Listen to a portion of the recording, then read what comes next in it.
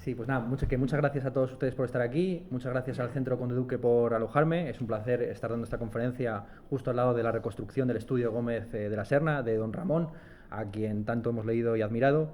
El título de la conferencia, como se ha anunciado, es Trap Tierno. Como podéis comprender, se trata de un juego de palabras entre el tema por el que se me conoce popularmente, el filósofo del trap, esa etiqueta un poco absurda, y el apellido del filósofo, justamente, que fue alcalde de esta ciudad entre 1979 y 1986. Enrique Tierno Galván, que además de dedicarse a la filosofía política, a la filosofía del derecho, fue el traductor de la primera edición en castellano del Tractatus de Wittgenstein. No os preocupéis, no voy a hablar del trap tierno, es decir, del trap ñoño sentimental, que existe y que podemos entrar en él, toda la corriente de los sad boys, etc. Pero tampoco voy a hablar de si lo que hacía Tierno Galván era trap o no. El subtítulo de esta conferencia, mucho más ilustrativo acerca de su contenido, es ¿existe la removida madrileña?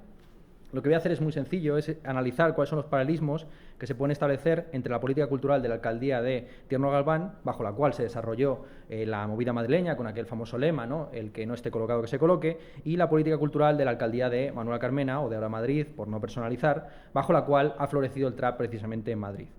Yo creo que estos paralelismos son más profundos de lo que parece, van a ser muy superficiales en ocasiones, pero yo creo que es interesante plantear hasta qué punto estas dos alcaldías han disputado sus principales batallas políticas en el ámbito cultural más que en el económico.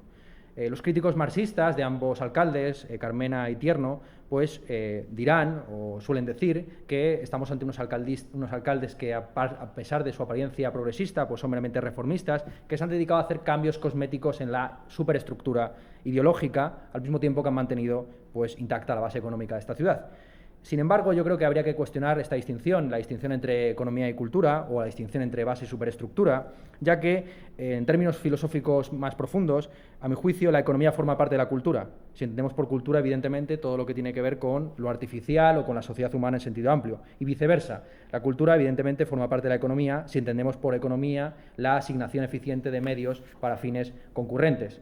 Claro que estas dos definiciones de metafísica y de cultura son absolutamente metafísicas, y del mismo modo que Gustavo Bueno escribió un libro titulado El mito de la cultura, pues en algún momento habrá que escribir, y seguramente que ya se ha escrito, un libro titulado El mito de la economía, en el que se cuestione pues esta definición tan rimbombante de la economía como la ciencia que asigna medios finitos para fines en concurrencia.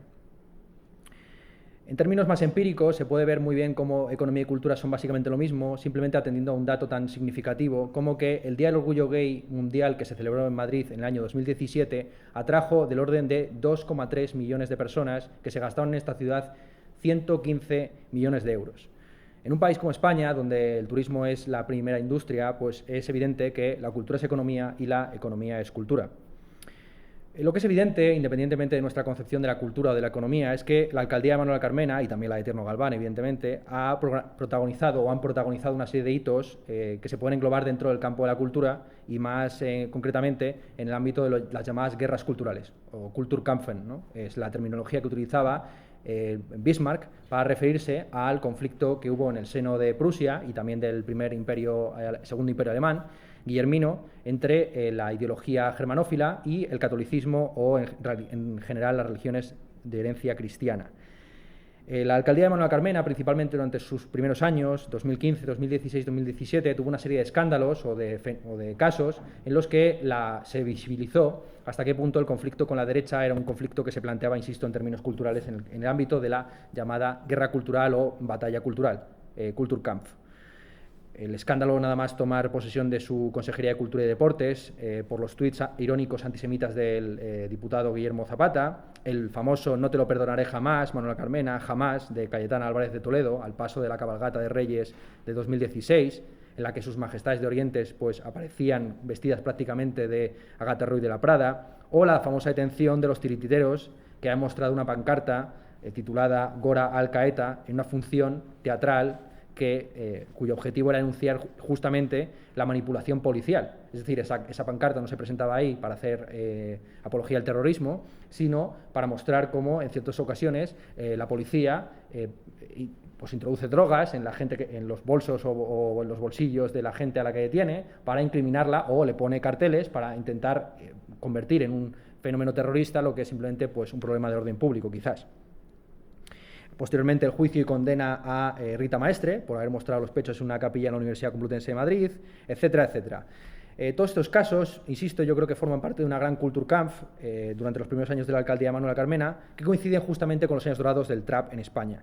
No voy a contarles toda la historia del trap en España porque es bastante larga y, bueno, breve, dependiendo de lo pedantes o de detallistas que queramos ser, pero a mi juicio se puede resumir todo esto, la historia del trap en España, con los famosos 4 versos del poema de Francisco de Quevedo, Poderoso Caballeros Don Dinero. Hay 4 versos que todo el mundo conoce, que yo, aplicados al trap, los leería así. El trap nace en Andalucía honrado, donde el mundo le acompaña, viene a morir a Cataluña y es en Madrid enterrado. A mi juicio, la cuna del trap en España tiene un lugar muy claro, a saber Granada, de donde provienen los Kefta Boys, que son los primeros que empiezan a experimentar con este sonido hacia 2012-2013, Young Beef, Khaled, El Mini, Hakim. Johnny García, en un libro que se publicó el año pasado titulado Historia del Trap en España, habla de prototraperos, como es el caso de Primer Dan, Clack Gang o Jay Hernández, que estarían próximos a lo que se considera el trap en Estados Unidos, básicamente una música vinculada con el tráfico de drogas, en los años 2011, 2010 y 2009.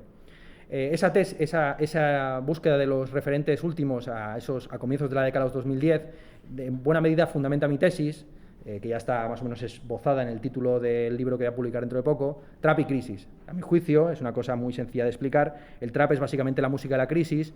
Esto es una tesis que a la gente que conoce la historia del trap en España le chirría mucho, porque si fuera tal cosa, pues aparentemente el trap debería haber surgido justo cuando empieza la crisis en España, que es aproximadamente 2008, 2009, 2010. Claro, el trap en realidad empieza a surgir y se empieza a consolidar hacia 2012, 2013 y sobre todo 2015, es cuando publica Purgang su LP Los Pobres.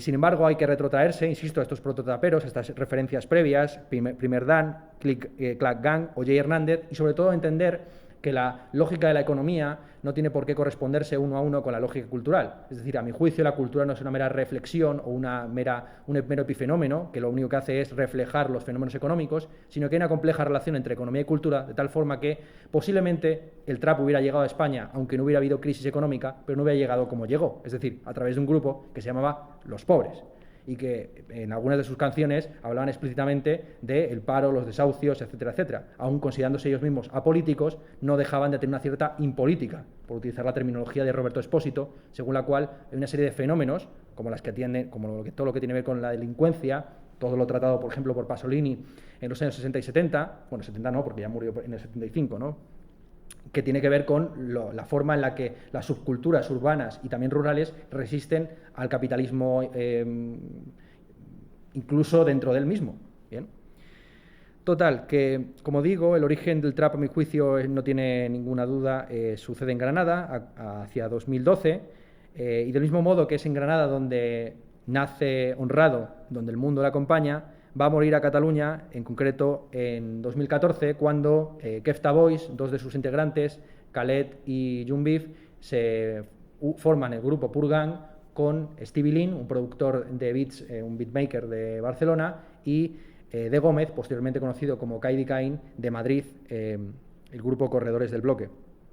Es en ese 2014, cuando una vez formado Purgang, pues junto con el que yo llamo el quinto pobre, del mismo modo que se habla del quinto Beatle, para referirse a los individuos que estuvieron entrando y saliendo de esa mítica agrupación del pop, los orígenes del pop y también del rock en el mundo anglosajón, pues yo hablaría del quinto pobre para referirme a Cecilio G., una figura de la que luego hablaremos más en profundidad, porque es una figura arquetípica prácticamente de los 80, es decir, si se puede establecer algún tipo de paralelismo entre los Kinkies de los años 80 y el presente, ese paralelismo no va de la mano de los fenómenos retro, como puede ser el Coleta. El Coleta, que muchos de ustedes conocerán, pues un rapero del extrarradio de Madrid que viste y canta como los rumberos y como son los temas clásicos de los años 80. A mi juicio es un fenómeno de pura retromanía, por utilizar la terminología de Simon Reynolds, que no expresa lo que sería el fenómeno kinky a día de hoy. Es decir, el fenómeno kinky no es cantar sobre los kinkis, sino, de alguna forma, ver en qué consistiría su modo de vida y su forma de subversión respecto del status quo a día de hoy.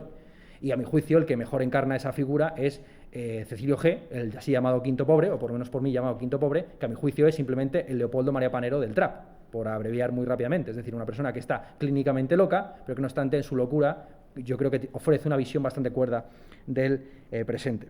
Si el bautizo o el nacimiento del trap se produce en Andalucía, y en concreto en Granada, con esa fusión tan peculiar entre la jerga dominicana, la jerga marroquí y la jerga andaluza de toda la vida, gitana, flamenca, etcétera, pues la comunión o confirmación del trap se produce en Barcelona, en concreto con la fundación de Purgang y más señaladamente con el beef que tuvieron Purgang con el grupo Click Clack Gang, precisamente. En concreto, el famoso bofetón que le pegó de Gómez a NY, perdón si esto es muy de detalle un poco ridículo, ¿no? Es decir, un tío le dio un bofetón a otro, etcétera, pero es realmente cómo se ha ido articulando este tema, ¿no? El Gemma Gate, muchos de ustedes lo conocerán, simplemente fue un encontronazo que se produjo en el backstage de un concierto en el que iban a Purgang hacía de telonero del que entonces era el grupo de rap más importante del underground nacional, que no es Click Gang, sino MD Clica, perdón. MD Clica era un grupo de rap más o menos filo-islámico que en los años 2012, 2013, 2014 pues estaba considerado como el grupo de rap más importante del momento. El cantante, el vocalista de MD Clica se llamaba Wise, amigo conocido de De Gómez, y por un encontronazo muy estúpido, pues De Gómez resulta que le pegó un puñetazo. No queda muy claro realmente las versiones de por qué se produjo esa pelea, pero el caso es que se produjo. Y lo más señalado del asunto no es tanto la pelea que se produjo puntual, que es un fenómeno muy habitual dentro del rap, es decir, realmente la violencia forma parte casi de esta música. Es más, algunos podrían decir que el rap no es sino la sublimación de esa violencia a través del verbo.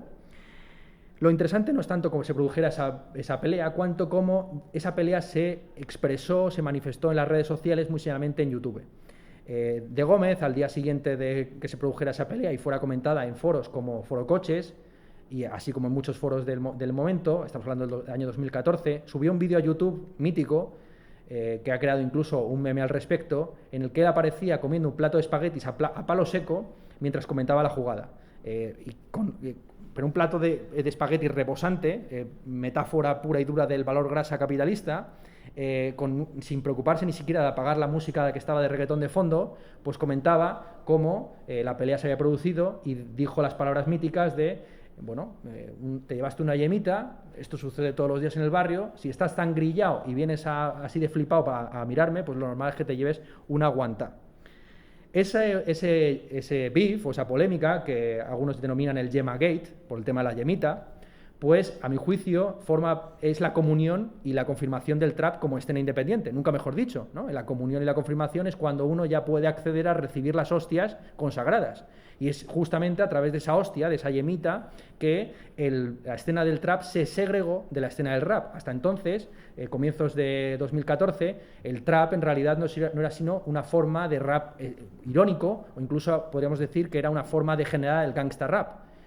Si el gangsta rap en España nunca tuvo ningún recorrido, porque aquí apenas hay posesión de armas privadas y el tráfico de drogas se limita a 4 porros que te pasa tu colega, pues lo que hace el trap en buena medida es tomar esos mismos temas, el tráfico de drogas y el uso de armas, y darle un giro irónico. Uno de los primeros grupos de trap catalán, llamado Pound Gang, en su primer videoclip subido a YouTube a finales de 2013, sale hablando de disparar al espectador mientras enarbola pistolitas de agua, ¿no? Entonces, ese giro irónico a la retórica gangsta, que ya existía en España desde 2005 con la fundación del sello discográfico Gamberros Pro, encabezado por Chiri Vegas, ese giro irónico es lo que a mi juicio convierte al trap en algo distintivo y diferencial respecto al gangsta rap previo. El trap, a mi juicio, y perdón por extenderme tanto en esta historia de la música y no entrar en tanto en los detalles con la removida y con la movida de los años 80, el rap, a mi juicio, no es sino un fenómeno más dentro de la evolución del rap y su acomodación a los nuevos tiempos con la crisis de la industria discográfica. Es decir, cuando yo digo que el trap es la música de la crisis, también presupongo que la crisis en la industria discográfica no comenzó en 2008, sino mucho antes. Entre 2001 y 2012, si no recuerdo mal, el nivel de facturación de las discográficas ha caído en picado hasta el punto que si las ventas de discos suponían aproximadamente un 90% a comienzos del siglo, a día de hoy apenas representa un 20 o un 30%. de las ventas. Toda la industria en general se ha deprimido y lo que ha sucedido simplemente ha sido una concentración del capital. Actualmente casi el 75% de la industria está concentrada en 4 discográficas, cuando antes estaba concentrada en 5, es decir, tampoco había mucha diversidad a comienzos del siglo XXI, pero esto se ha ido reforzando y lo único que sucede con el rap en la década de los 2010 es que requiere de una adaptación a los nuevos formatos audiovisuales, potenciando 2 cosas, los vídeos y los directos.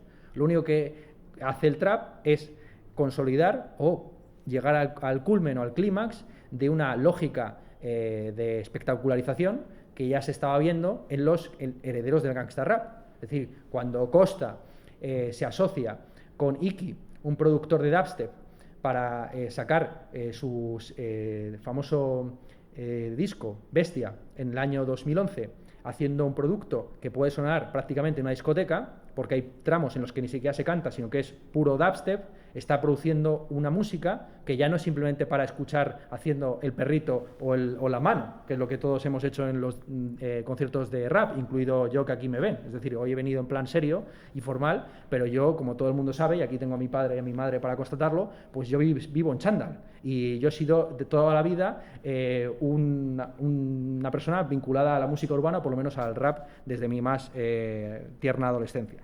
Pues bien, es con ese Yema Gate, con esa polémica, con ese conflicto entre Purgang y MD Clica, que el trap se segrega completamente del rap y a partir de entonces o eres del trap o eres del rap. Se produce una lógica antagónica o con nosotros o contra ellos que lleva a la creación de una nueva escena urbana que no empieza a ser mediática hasta un año después, año 2015, en el que se produce lo que yo llamaría la boda o la toma de votos del trap respecto a los medios de comunicación. Como ven, estoy utilizando una terminología religiosa constantemente, pero la razón es muy sencilla. Cuando a mí me preguntan, Ernesto, ¿a ti te gusta el trap por razones musicales o por razones sociológicas? Yo en realidad lo que debería responder, y no lo he dicho hasta ahora, es, no, a mí me interesa el trap por razones teológicas, porque el trap, a mi juicio, y esto no es una broma, es una forma de comunicación con Dios.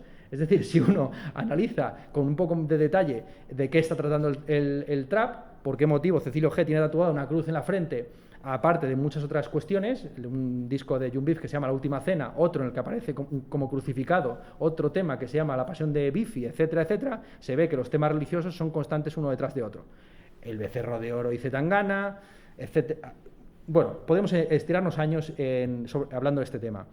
Lo interesante y lo crucial es cómo en 2015 todo el mundo empieza de repente a enterarse de qué es el trap, se convierte en un fenómeno masivo, ya no simplemente una cosa que se debate en foros o en redes sociales o en forocoches, en Instagram, etcétera, sino que de repente empiezan a dedicarle secciones, entrevistas, reseñas, etcétera, pues periódicos tan prestigiosos como o revistas como Vice, Playground y El País, Tentaciones incluso, ¿no? Y esa toma de votos, que es una toma de votos religiosa, pero también política o mediática, se produce en concreto con otro beef, el beef entre, valga la redundancia, Jun Beef y Cecilio G.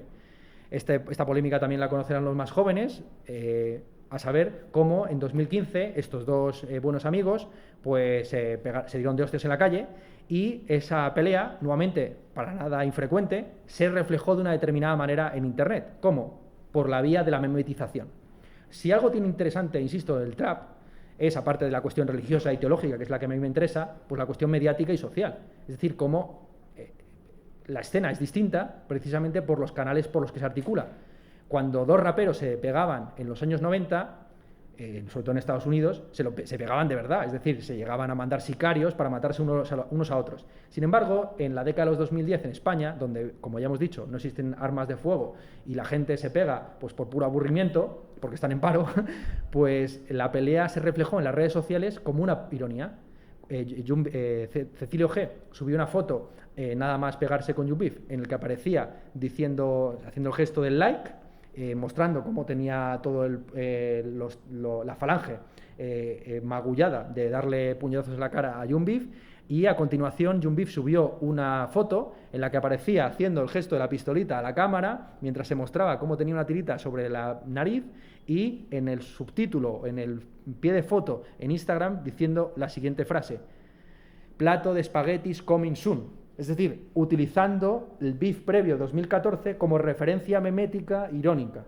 Bien, ese evento puede parecer muy trascendente, pero fue el primer caso que fue mediatizado y comentado en las principales columnas, espacios culturales, revistas especializadas. Esa es la primera ocasión, verano 2015, que el trap ya es algo que se puede comentar, es algo que es un fenómeno de clickbait. Bien, hasta entonces el trap había sido una escena muy underground o poco conocida, y es justo en verano 2015 y sobre todo con la publicación del disco Los Pobres en octubre, septiembre de ese año, que el trap alcanza otro nivel, otro plano. Y ese plano también viene de la mano de la creación de los canales de memes. Alicia Álvarez Vaquero, la principal especialista en el tema del trap en España, ha subrayado en varios artículos publicados en Bitburger cómo en la escena urbana española actual el principal consumo de información y de entretenimiento no va de la mano de los medios de comunicación tradicionales, sino a través de las cuentas de memes. Cuentas de memes que al mismo tiempo cumplen el papel de información, es decir, retransmiten a veces conciertos o galas en directo, y de entretenimiento. El famoso meme de Zetangana pequeñito, el meme de los espaguetis, todos los memes que se han ido creando se van articulando en estas cuentas que surgen justo en el verano de 2015. Muchas de ellas, como por ejemplo Trap Game Edits o la Mafia del Edit, de nuevo con la estructura mafiosa que tienen estas instituciones, pues surgieron para comentar el beef entre Jun Beef y Cecilio G. Bien, ya hemos comprendido por lo tanto los 3 primeros versos del poema de Quevedo. Nace en Andalucía honrado, donde el mundo le acompaña, viene a morir a Cataluña, y falta el último verso, y ese Madrid enterrado. ¿Cómo que enterrado, no? Muchos se estaban preguntando, ¿es que acaso el trap ha muerto? A mi juicio, sí. Es decir, por lo menos el trap en España tiene una fecha de defunción clara, que es 2017. Una fecha de defunción que viene también motivada por el despegue de otras escenas urbanas hispanohablantes. Es decir, es en 2017 aproximadamente cuando España le pasa el testigo, a mi juicio, del trap a Argentina. Hace poco se publicó lo que muchos consideran que es la canción estelar del trap argentino, en el que participan la mayor parte de los traperos de ese país, titulada Tumbando el Club, que es una canción de aproximadamente unos 9 minutos en la que intervienen todos y cada uno de los traperos más importantes de ese país. Duki, Katsu, compañía. Y si uno compara el tipo de trap que se está haciendo en 2019 en Argentina con el tipo de post-trap o de pop o de llámalo X o música urbana que se está haciendo en España, no hay color. Es decir, claramente Argentina nos ha desvasado, nos ha rebasado y superado. Bien. Y es natural, por otro lado, que suceda así. En 2017 se produce una muerte, a mi juicio, noseológica que no ontológica del trap. Esto puede parecer una distinción banal o ridícula o demasiado pedante, pero yo creo que tiene su fundamento in re. ¿Qué quiere decir estas palabras tan raras de noseológico y ontológico? Bueno, nosko significa en latín conocer y toon en griego ser. La muerte noseológica del trap consiste básicamente en la confusión, en el hecho de que a partir de 2017 la gente ya no sabe qué es trap y qué deja de serlo. Esto básicamente se produce por la avaricia de los medios de comunicación. Los medios de comunicación, a partir de 2015, finales de 2015, entienden que el trap es un clickbait que se puede explotar a mansalva y empiezan a utilizar a lo largo del año 2016 ese término para referirse a todo lo que se mueva. Es entonces cuando a mí me entrevistan y ya me cuelgan el San Benito del filósofo del trap, es entonces cuando empiezan a surgir las llamadas trap queens, que de traperas no tienen nada, es decir, Bad Gyal hace dancehall, Miss Nina hace reggaetón, Rosalía se llegó a llamar en un momento trap queen, cuando lo que ella hace es lo que yo denominaría flamenquitsch, es decir, una mezcla o flamencamp, si lo quieres ver desde un punto de vista más positivo, es decir, una visión, la conversión del flamenco en algo kitsch o camp para ser vendido a expuertas para público no hispano, y así sucede, es decir, Rosalía tiene sus principales centros de aclamación a crítica en los países anglosajones, lo mismo sucede también con Bad Gyal. Total, que en el después de ese año tan loco, 2016, donde se llamó trap a todo, pues en 2017 esa categoría empezó a dejarse de lado, por lo menos en los medios de comunicación especializados. La primera revuelta contra el término trap, y lo que supuso también su muerte noseológica, fue la mano del cantante de grime Eric Urano. Eric Urano, en diciembre de 2016, publicó el siguiente tuit. Confirmado, trap es la palabra más pocha y descontextualizada de 2016. Por poco no le llaman trap a todo aquello que no sea música clásica. A partir de 2017, Zetangana empezó a defender en público un discurso según el cual trap iguala delincuencia y él, como chico bueno de clase media, pues nunca ha traficado, es un sentimentaloide, él hace canciones de pop. Y empezó a decir que su principal referente es Michael Jackson, que él ha oído hablar muy vagamente del rap y que lo que quiere hacer en realidad es pop. Y que en todo caso se debe englobar a él y a sus compañeros en torno a la categoría música urbana. Una categoría, si cae, mucho más violenta para los orígenes de toda esta música o de toda esta escena. Porque en última instancia, trap se puede considerar que es una apropiación cultural de la cultura de la música de los yonkis o de los camellos. Pero música urbana es una terminología acuñada en los años 70 para referirse eufemísticamente a la música negra. Es decir, si trap es una apropiación indebida de la música que hacen los traficantes de droga, los gángsters y los mafiosos, música urbana es una apropiación todavía más vasta porque lo que hace es blanquear, y subrayo blanquear, la música negra. Así de sencillo. Se presuponiendo que los negros viven en las ciudades, que viven en contextos suburbiales, que hablan de la violencia callejera, etcétera, etcétera, etcétera. Es decir, música urbana es un término, si cabe, todavía más racista, clasista, colonial, imperialista, todos los ismos que ustedes quieran imaginarse, que el término trap. Pero no obstante, pues como esta gente no tiene en realidad ningún principio moral, más que la pura promoción musical de sí mismo, pues utilizaron esa categoría porque les venía bien. Es a partir entonces de 2017 cuando se empieza a decir que el trap no es un tipo de música, es decir, no es música con autotune, 808, tresillos, hi-hats, todo este análisis formalista, por ejemplo, que se encuentra presente en el youtuber musical Jaime Altozano, sino que el trap es un estilo de vida.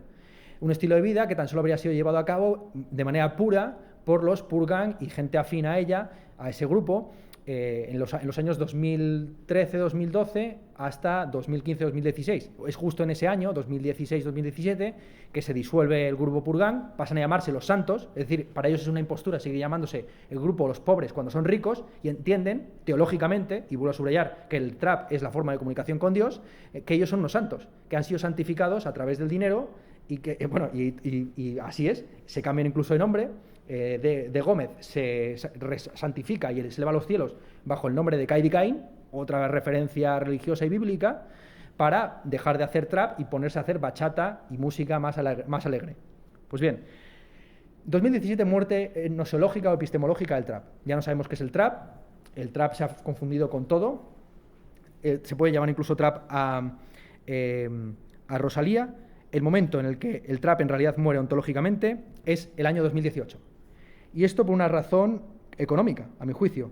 Es decir, 2018, por lo menos en términos de imaginario colectivo, es el año en que se sale de la crisis. Es decir, aunque ustedes no lo estén percibiendo en su bolsillo, para nada. Pero sí que es cierto que en términos de paso del testigo generacional o paso del testigo político, pues lo que supuso la moción de censura a Mariano Rajoy, y bueno, incluso para mí un fenómeno tan marginal pero tan significativo como fue el torneo de Fortnite organizado por el Rubius, pues sí que representaron una España pujante de la nueva normalidad. Es decir, aunque ustedes piensen que estamos en la mierda y que los porcentajes de paro que hay son intolerables, esta es la nueva normalidad. Es decir, acostúmbrense que durante la década de 2020, que van a ser unos nuevos años 90, de pura frivolidad y capitalismo rampante, esto es lo que nos toca vivir en la próxima década, salvo que haya una revolución social, como no se ha visto en otra ocasión. 2018, y aquí vamos al asunto, 2018 es el año que Madrid le toma la titularidad de capital del trap a Barcelona. En 2018 se trasladan o a lo largo de 2017, pero sobre todo a lo largo de 2018, es cuando se afincan en Madrid figuras tan importantes como es el caso de Young Beef. Los motivos de este traslado son múltiples, pero hay uno que se ha subrayado por encima de los demás: el procés catalán. A comienzos de 2018, Young Beef da una entrevista al diario El Mundo en el que expone las razones por las cuales él decidió irse de Barcelona a Madrid, y dice lo siguiente: en Barcelona están matando la escena underground, intenté montar fiestas y movidas y me sentí más rechazado que apoyado. Los que mueven el dinero quieren una escena sin riesgo, pensada para los guiris. En Madrid hay más cultura del club y tengo 20 salas donde puedo hacer cosas.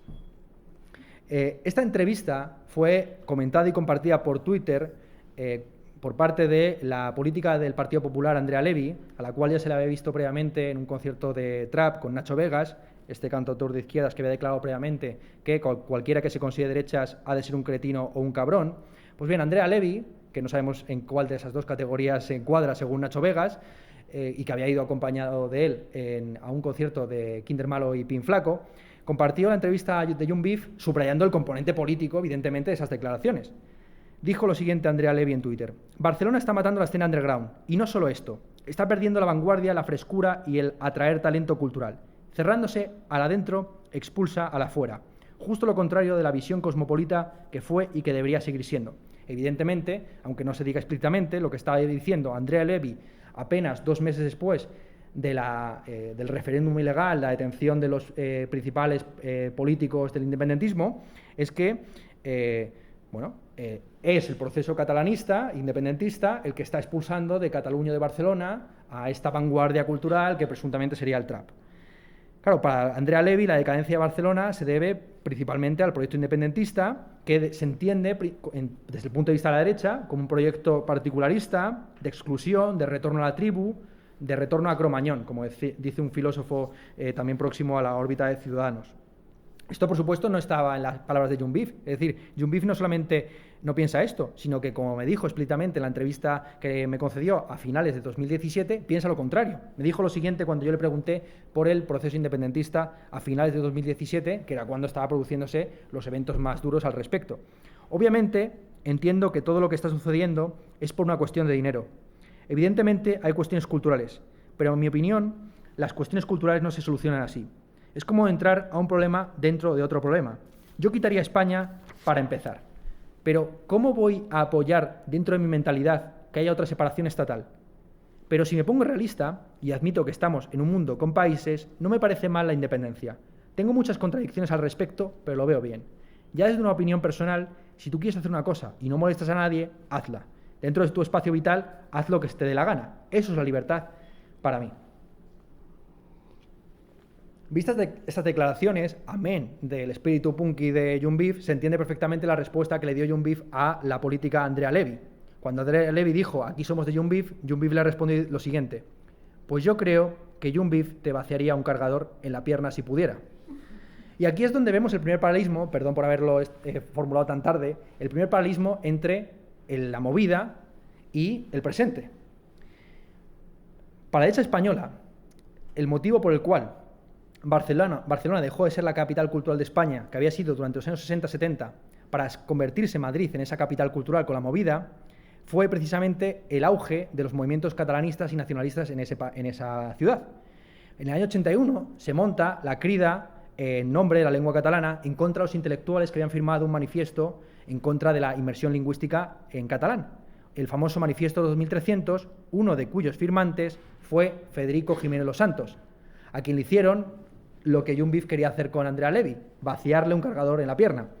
Como cuenta Federico Jiménez Santos en sus memorias, y es una noticia que todo el mundo conoce, este intelectual, que entonces estaba en la órbita más o menos del anarquismo un poco de izquierdas, después de su evolución desde el maoísmo, habiendo publicado el libro Lo que queda de España, fue secuestrado por el grupo terrorista Terra Llure y llevado junto a un olivo, igual que muy parecido a la muerte del otro Federico, García Lorca quiero decir, y allí donde él pensaba morir como su tocayo, o toyaco, si se quiere ver así, en lugar de fusilarle o matarle, lo que hicieron estos terroristas amateurs de Terra Llure fue hacerle un piernicidio. Esta es la terminología que utiliza Federico Jiménez Santos para quitarle hierro al hecho de que le vaciaran un cargador.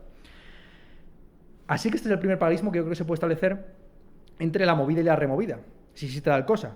Del mismo modo que la movida madrileña se alimentó en parte de los intelectuales y de los fenómenos artísticos o de la vanguardia o del mundo underground, de la contracultura que surgieron en Barcelona, a mi juicio la removida madrileña actual se alimenta también de ciertos fenómenos artísticos o musicales, como podrían ser pues toda la escena, por ejemplo, de galerías que se han trasladado desde Barcelona hasta Doctor Furquet, lo que algunos denominan muy pedantemente Madrid DF, Madrid Doctor Furquet, una calle que está en la trastienda del Reina Sofía, donde se han afincado buena parte de las galerías, que no sé si vienen huyendo de los impuestos o del independentismo catalán o exactamente de qué.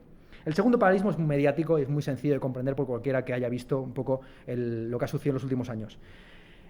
Han sido las figuras de la movida las que han apadrinado a los traperos en España, muy seriamente Alaska. La primera aparición televisiva de Purgan en la televisión primera de española fue en el programa de Alaska y Segura, en el que Alaska definió de la siguiente manera el trap. El trap es un género musical que deriva del rap y tiene toques de rave y electrónicos. Alaska además ha dado mucha coba a figuras próximas a la escena de la música urbana contemporánea, como es el caso de Miss Nina o King Jedet, que colaboran de hecho en uno de sus últimos videoclips, ¿De qué me culpas?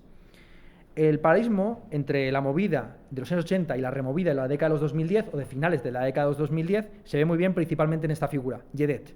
Jedet es una persona de género fluido que fue primero youtuber, luego ha estado en los medios de comunicación, ha escrito un libro, ha hecho vídeos de maquillaje, de teoría de género, incluso ha sido protagonista de una entrevista, a mi juicio brillante, en el programa de televisión que tenía Cecilio G en Sitios. Este es un programa de televisión para YouTube que Cecilio G tenía dentro de la revista Vice, en la que entrevistaba a gente en lugares infrecuentes.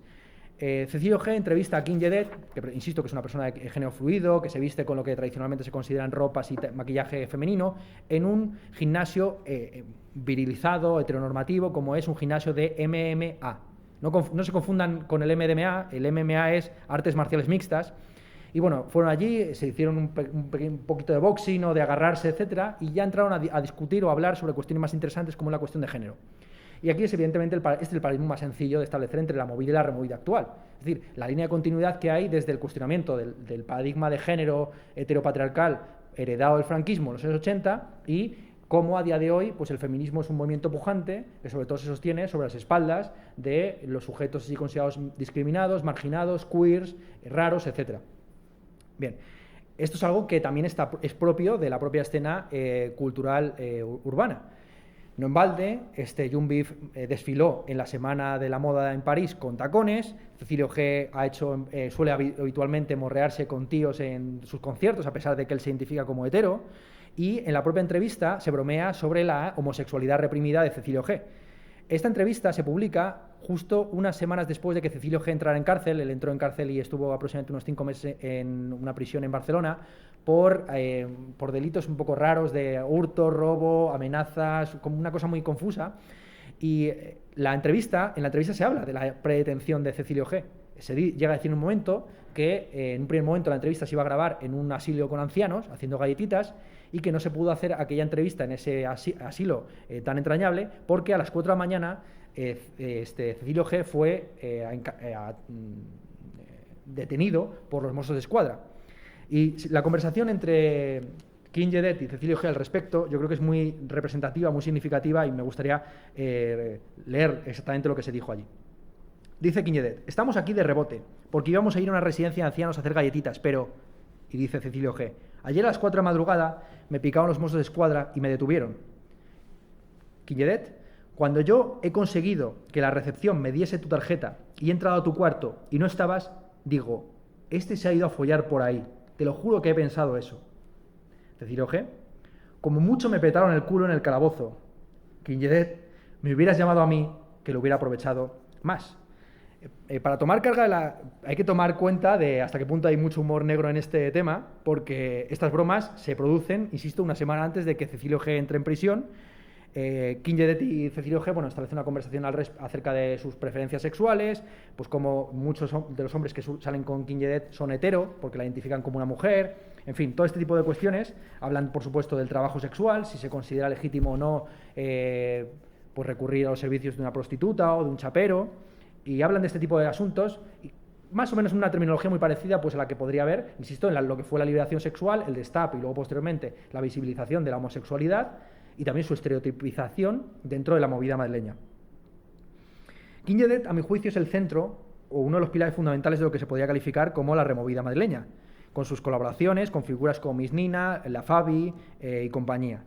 Ella tiene ella tiene un disco publicado recientemente titulado La Leona, y también ha hecho una versión del tema ¿Por qué te vas? En el disco de Cecilio G, $1 Million Baby. King Jedet es, insisto, uno de los pilares fundamentales de esta removida madrileña, con su propia presencia, su recuperación de la estética ochentera, y sobre todo con su familiaridad y proximidad y amistad con Puto Chino Maricón. Puto Chino Maricón, a mi juicio, sí que es una evolución natural del pop español, que desde siempre pues ha recurrido a esta forma de ironía que consiste en apropiarse de los insultos con los que la gente se dirige a a los individuos pues, con una sexualidad o raza o identidad distinta de la normativa. Así desde las Vulpes, ¿no? Cantando aquello de quiero ser una zorra, hasta el presente, pues tenemos toda una línea de pop irónico-político que dice lo contrario de lo que está diciendo de manera explícita, ¿no? En el caso de Puto Chino Maricón, pues nos encontramos con un asiático, con un descendiente de padres chinos, que utiliza en sus conciertos un maquillaje próximo a la estética del glam de los años 80, que canta sobre bases pues muy próximas realmente a lo que es la música electrónica o de club de los años 80, y que pues participa de eventos como el Orgullo Crítico, en contra de lo que se considera la forma de homosexualidad dominante, que están muy próximas, insisto, a muchos de los performances conocidos por todos, de Fabio McNamara, Almodóvar y compañía. King Jedet, además, es próximo a una de las figuras, a mi juicio, centrales de la removida madrileña, que es Estíbaliz Quesada, mejor conocida como Yo soy una pringada. Yo soy una pringada, a mi juicio, es una de las figuras más interseccionales que puede haber en la removida madrileña contemporánea, porque es la encarnación de todos y cada uno de los pringaos, ¿no? Es decir, de todas las pequeñas discriminaciones o diferencias que nos hacen algunos desiguales en una sociedad tan prejuiciosa y sobre todo que encierra a los individuos tanto en su identidad física y sobre todo visual a través de las redes sociales. Bueno, Yo soy una pringada, todo el mundo la conoce, es una, ¿cómo llamarla? Una hater de Baracaldo, que afincada desde hace unos años en Madrid, que empezó siendo una youtuber, posteriormente saltó a los medios de comunicación y ya ha publicado 2 libros, ha dirigido su propia serie de televisión, que es un trasunto de su propia biografía, y ha participado en películas, también muy de un tono nueva movida madrileña, dirigidas por individuos como los Javis. Los Javis son una herencia directa del cine de Almodóvar, que lo único que han hecho ha sido aprovecharse de los nuevos capitales que están invirtiendo en el audiovisual español con la entrada de plataformas como es el caso de Netflix. A mí no me cabe la menor duda que todo esto es una burbuja, que va a durar su tiempo, igual que duró su tiempo pues lo que fue el cine de la movida con la ampliación, insisto, de los capitales que entraban en España después de la muerte del dictador.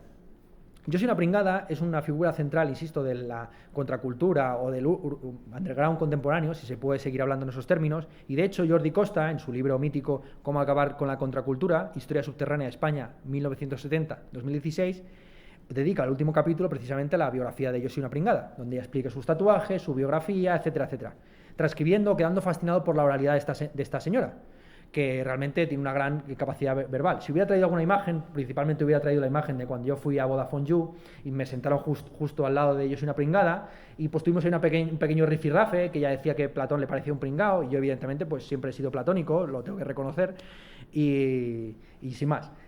Yo soy una pringada, con su colaboración en Vodafone You, también engarza de manera clave con el trap español.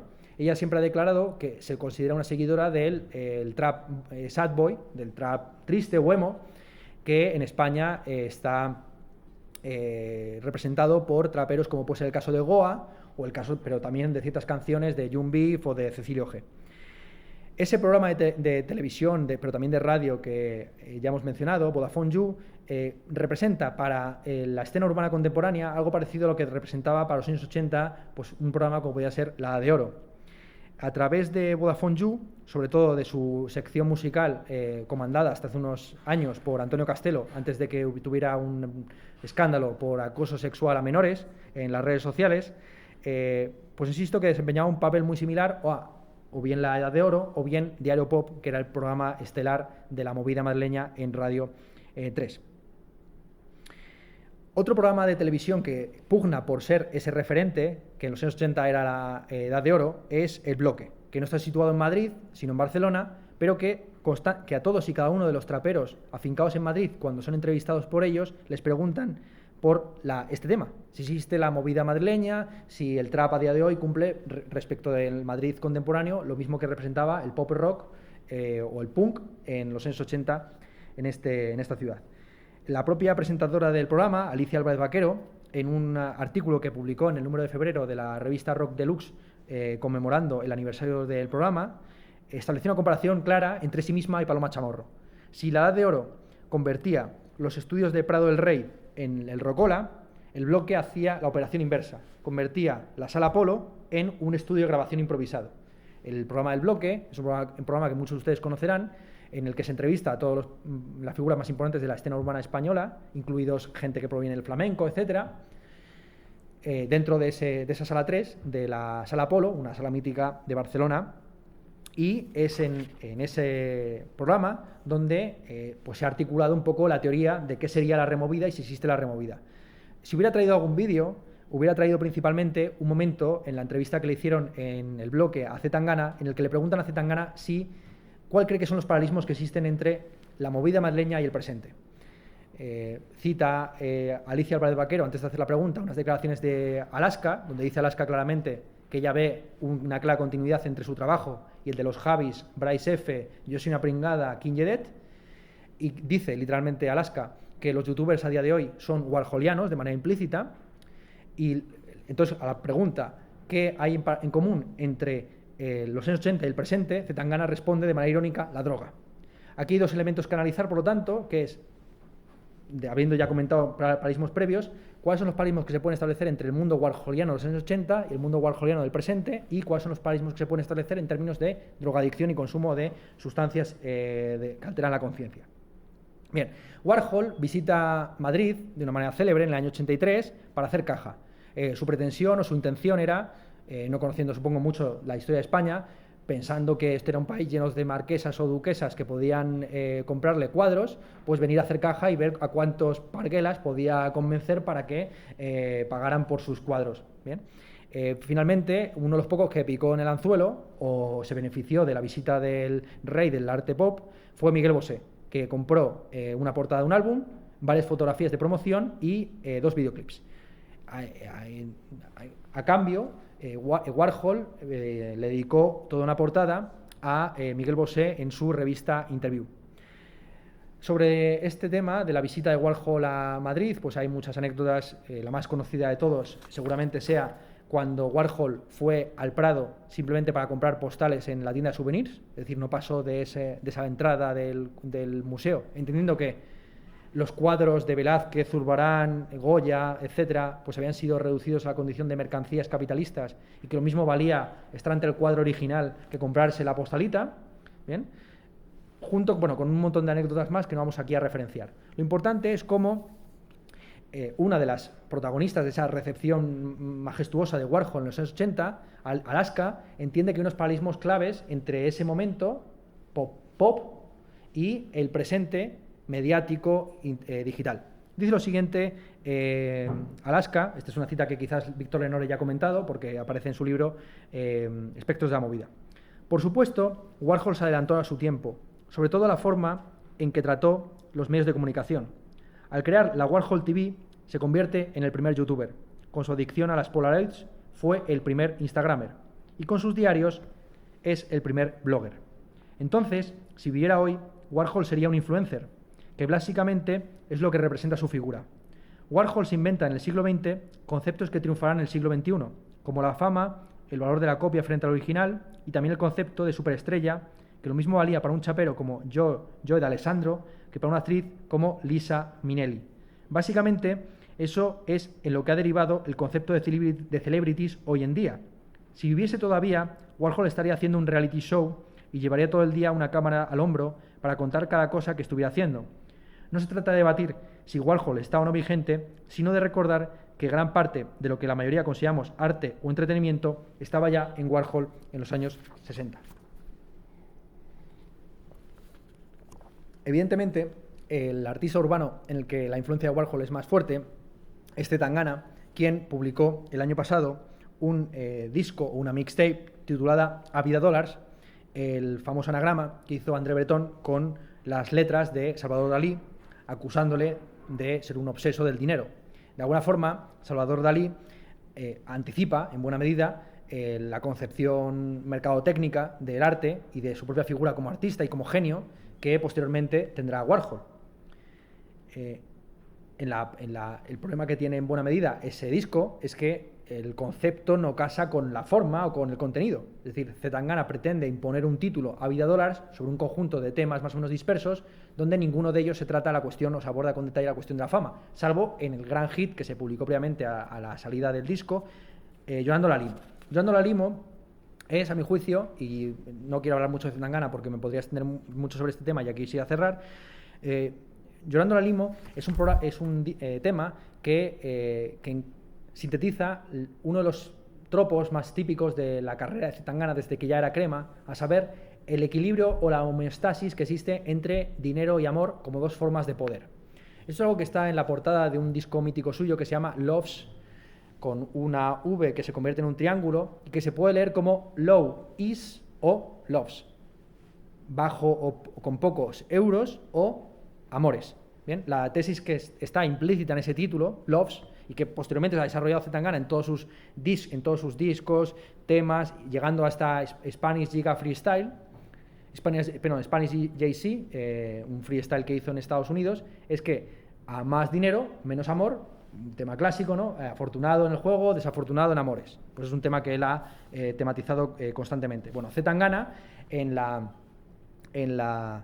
el tema o en el videoclip promocional del disco a vida dólares, lee un fragmento del ABC de Warhol, en concreto la parte del arte de los negocios como una de las formas del arte.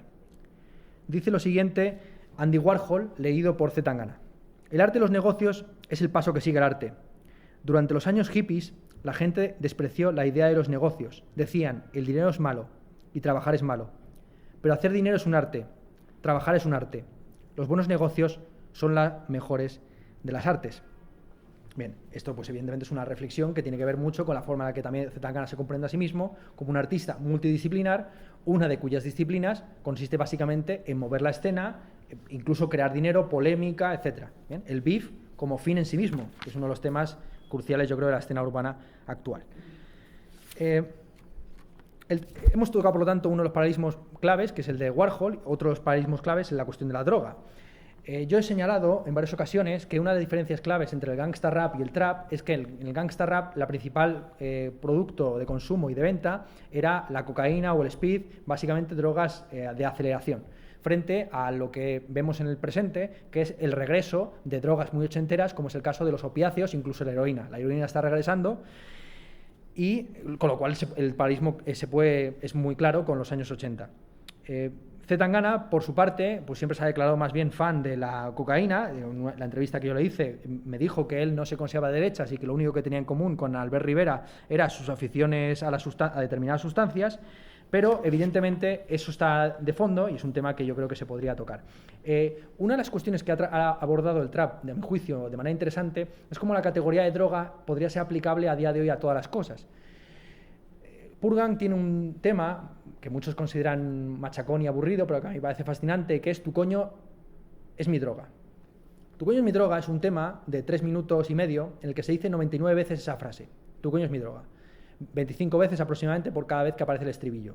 El número no es para nada arbitrario, porque a continuación de decir tu coño es mi droga, se habla incluso también de la comida y de la música como formas de la adicción contemporánea.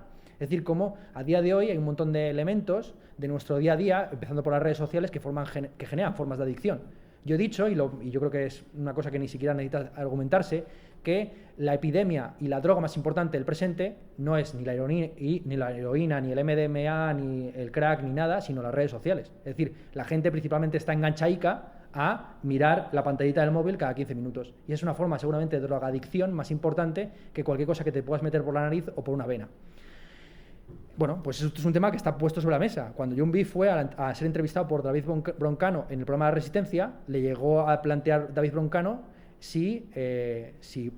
para preguntarle directamente si la tienda que él tiene de zapatillas en Lavapiés, Clocker Store, la tienda del camello en inglés, es una tapadera.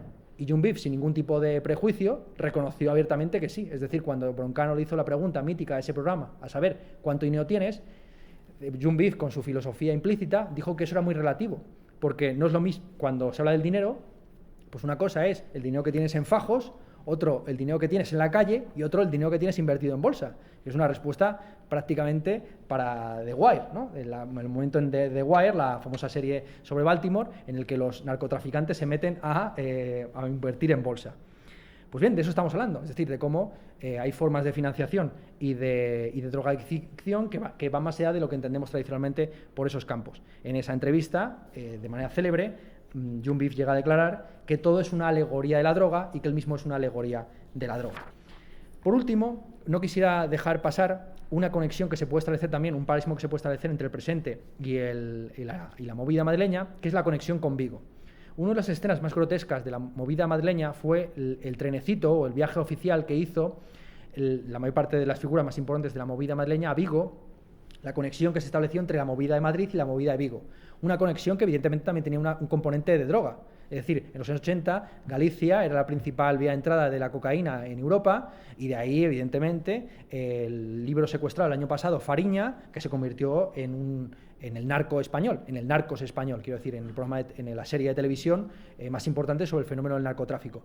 Esa conexión Madrid-Vigo de los años 80 era una conexión principalmente relacionada con la droga, a día de hoy más bien tiene que ver con la música. C. Tangana, sus principales productores provienen de Galicia y siempre se ha dicho que Galicia ha sido una comunidad autónoma crucial dentro del trap, pero poco visibilizada. Es decir, no la hemos mencionado en la versión que hemos hecho del poema de Quevedo, pero se debería por lo menos tener en cuenta a día de hoy. Buena parte de los productores más importantes de trap en España provienen de esa comunidad autónoma, en concreto de Vigo.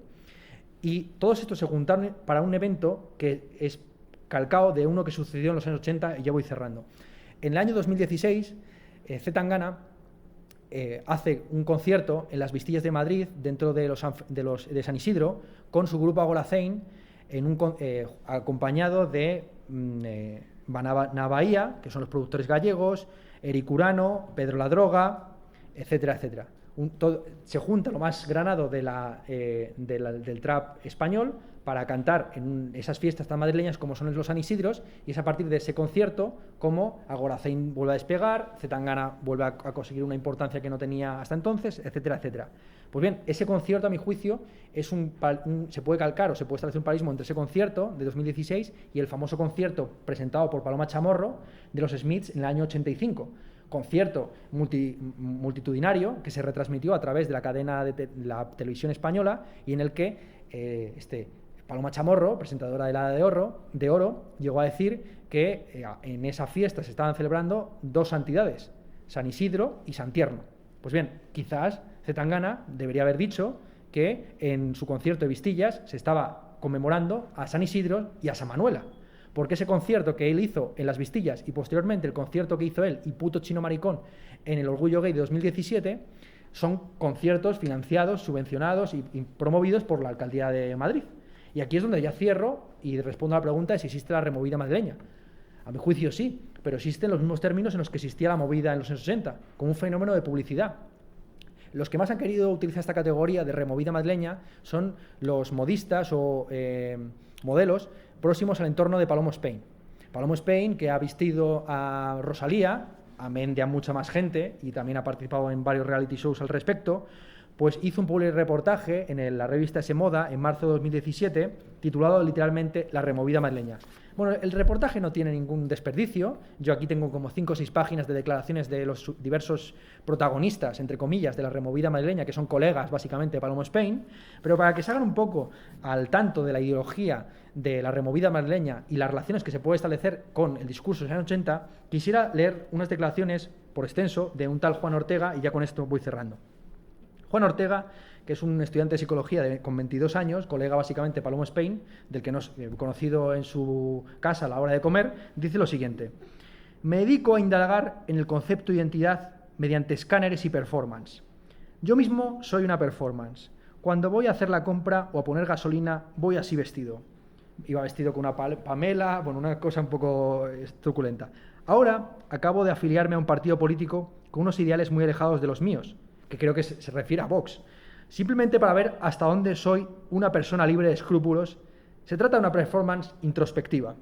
Me considero un individuo políticamente activo y tengo posiciones en contra del sistema del heteropatriarcado, de la heteronormatividad. Estoy intentando escalar posiciones dentro para ver si puedo llevar una vida paralela. Es decir, brutal. Siento que hay que transmitir el mensaje de que no pasa nada por no ser completamente masculino o femenino. Yo me defino como genderqueer y eso significa que no me considero que tenga un género súper establecido. La identidad debería ser algo más fluido, un espectro. La gente necesita ser más libre, expresarse, pero también necesita ansiosamente relevancia social. Es una mezcla extraña entre una creatividad imparable y unas aspiraciones muy altas. Las altas expectativas no son malas de por sí, pero creo que es importante tener los referentes adecuados. Y por otro lado, está muy bien ser un grupo bien avenido y con buen rollo, pero tenemos que centrarnos y ser realistas para ver cómo podemos rentabilizar nuestra creatividad. Es decir, aquí se ve cómo la cabeza de este tipo va de un lado para otro pegando como una pelota de ping-pong. Las altas, dice, si no aportamos un valor económico a la sociedad, caeremos en el olvido. Ese es nuestro verdadero reto. Piensa que dentro de unos años, en nuestra sociedad, va a haber mucho de todo. Habrá personas que puedan sustituir tu puesto de trabajo en un segundo sin que nadie se dé cuenta. Enfrentarse a esto es complicado porque nadie va a ser indispensable. Y ver qué solución tiene es lo más complicado. Vivimos en un neoliberalismo voraz que no te deja ni respirar. Es difícil pararse a reflexionar, pero debemos hacerlo. Es decir, aquí hemos visto todo el espectro del discurso que se puede tener. Es decir, estoy a favor de no tener escrúpulos, de llevar una doble vida, afiliarme a Vox, estoy en contra de la identidad de género fija, hay que pararse a reflexionar, por otro lado hay que rentabilizar lo que se hace, en fin, un poco una mezcla de todo, que es lo que también fue en parte la movida, es decir, discursos altamente izquierdistas al lado de personas sin escrúpulos, trepas al lado de gente que se creía el culmen de la izquierda comprometida políticamente. Cierro. Sobre todo, el discurso de la removida ha sido enarbolado por el vicepresidente de la Noche Madrileña, Dionisio Lara, que ha llegado a decir que, pues, frente a una movida truculenta y pues, con problemas de drogadicción, enfermedades de transmisión, etcétera, pues la actual sería una removida más cauta, más organizada, con una mayor autorregulación, que sobre todo estaría vinculada al fenómeno de las terrazas madrileñas. Es decir, como de aquí unos años, hace unos años, todas las calles de Madrid han sido tomadas por un terracismo perpetuo, ¿no? En el que la terraza no se disuelve, llueve, truene o granice. Y en eso consiste básicamente la removida madrileña. Es decir, cómo ha habido un retroceso aproximadamente del 25% del volumen de ventas y de ingresos en el sector gastronómico y de la industria del espectáculo de la noche, y cómo los turistas poco a poco han ido sustituyendo a los locales, de tal forma que los turistas representaban tan solo un 20% del negocio de la noche a comienzos de la crisis y ahora representan un 32%. Entonces, hay que venderle algo a estos kiris que vienen aquí y que creen que esto es la capital del trap o del pop o de la música urbana, y entre esos fenómenos pues se encuentra lo que hemos comentado a día de hoy. Muchas gracias.